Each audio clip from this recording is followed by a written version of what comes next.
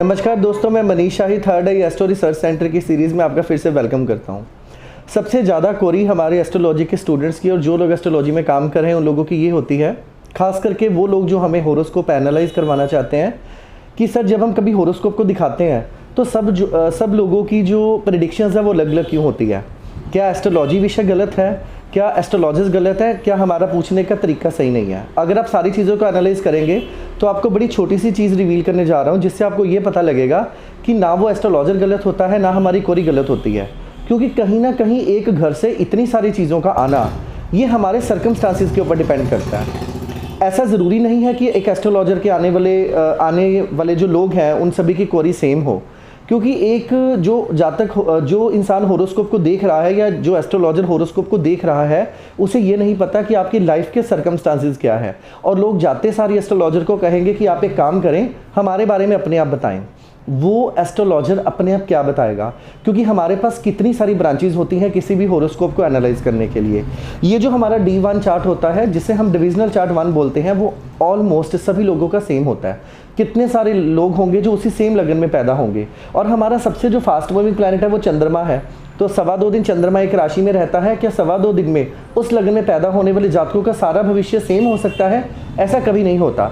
इसको चेक करने के लिए हम जितना ज़्यादा अंदर घुसते जाएंगे होरोस्कोप के अंदर, हमारी उतनी ज़्यादा रूट्स क्लियर होती जाएंगी। जैसे कि मान लीजिए अगर हमें एक ओवरऑल ज़िंदगी के बारे में पता करना है तो हम D1 चार्ट को कंसीडर करेंगे। उसके बाद नैरो प्रेडिक्शन करनी है तो हम नक्षत्रों पे जाएंगे। उसके द्वारा और ज़्यादा नैरो प्रेडिक्शन करनी है तो हमें वर्ग चार्ट के ऊपर जाना पड़ेगा। वर्ग चार्ट जो कि एक खास राशि की डिवीज़न मानी जाती है, और उस वर्ग चार्ट में उसका वर्गेश, उसका कार्येश और उसको कौन कौन से हाउसेस रिस्पॉन्सिबल है D1 चार्ट के साथ लिंक करने के लिए, ये सारी धाराओं के ऊपर काम करना पड़ता है। तो ये एक जातक के ऊपर डिपेंड करता है कि उसकी कोरी क्या है। और आपको मैं छोटी छोटी चीज़ें बताता हूँ कि हम इसको कैसे लिंक कर सकते हैं। अब मान लीजिए ये हमारा विदेश का घर है। सभी लोगों को, एस्ट्रोलॉजी के स्टूडेंट्स को पता होगा कि ये विदेश का घर होता है। और ये वाला घर जो होता है ये हमारा मातृभूमि का घर होता है। तो आप एक चीज़ का ध्यान रखें, ये माता का घर है। माता का मतलब सिर्फ वो माता नहीं जो हमारी माता है, इस माता का मतलब हमारी धरती माता भी है। धरती माता हमारी मदरलैंड है। ये बात याद रखें कि पृथ्वी की जो सीमाएं हैं वो एक इंसान के द्वारा तय की गई हैं, भगवान के द्वारा नहीं की गई। ये जो 12वां घर है ये विदेश का घर है। बेसिकली ये हमारे अननोन प्लेस का घर होता है। मान लीजिए किसी का मातृ वाला या माता वाला कमज़ोर होगा, घर कमज़ोर होगा, तो उसमें अच्छी बात और बुरी बात दोनों हो सकती है।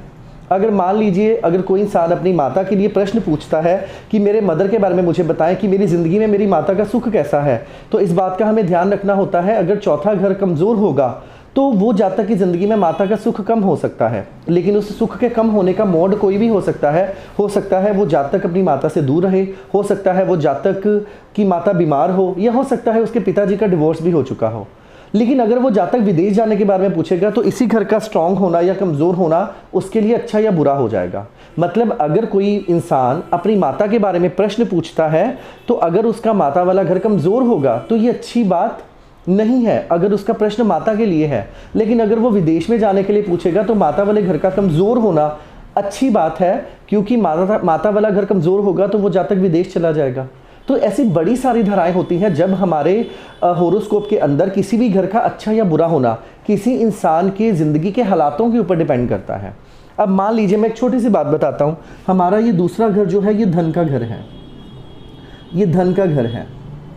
और ये हमारा जो है ये संतान का घर है। ठीक है जी, ये धन का घर है, ये स्पीच का भी घर है, और ये जो घर है ये हमारी बुद्धिमत्ता का भी घर है।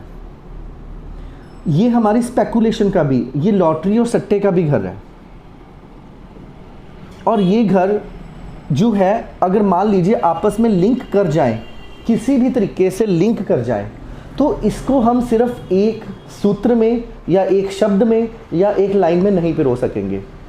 ये भी कहा जा सकता है कि इस जातक का जो स्पीच है उसका संबंध उसकी बुद्धि के साथ है।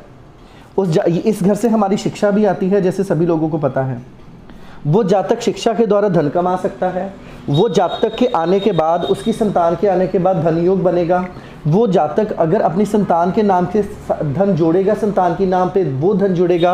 वो जातक अपनी स्पीच से धन कमा सकता है। वो जातक लॉटरी सट्टे से कमा सकता है। वो जातक शिक्षा से कमा सकता है। उसकी स्पीच का उसकी शिक्षा में रोल बहुत अच्छा रह सकता है। अब जिस प्रकार हमारा कारोबार हमारे 10वें घर से आता है, ये देखिए ये हमारा सेल्फ है और ये हमारा प्रोफेशन है। इस बात को बड़ा ध्यान से समझने की कोशिश करेंगे। जिस प्रकार हमारा कारोबार हमारे 10वें घर से आता है, इसी प्रकार हमारी संतान का कारोबार संतान के 10वें घर से आता है। इसका मतलब हमारी संतान का जो 10वां घर है, अगर हम संतान वाले घर को पहला घर मान के चलें, 1 2 3 4 5 6 7 8 9 10, तो ये हमारी संतान का कर्म है, ये हमारी संतान का कर्म है।